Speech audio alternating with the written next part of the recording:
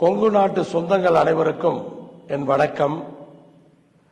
வருடா வருடம் வருகின்ற ஆடி 18 தீரன் சின்னமலையினுடைய நினைவு நாள்.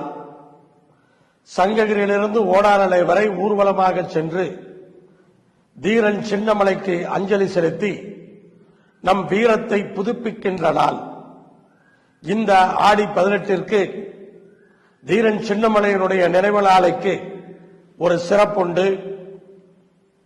நாமக்கல் நாடாளுமன்ற தொகுதியிலே வெற்றி பெற்ற நம்முடைய நாடாளுமன்ற உறுப்பினர் டெல்லி பாராளுமன்றத்திலே தீரன் சின்னமலை வாழ்க என்று கர்ஜித்த ஆண்டு இந்த ஆண்டு. இந்த ஆண்டு ஆடி 18ற்கு எல்லோரையும் சங்ககிரிக்கு ஆடி 18 என்று காலை 11 மணிக்கு எதிர்பார்க்கின்றேன்.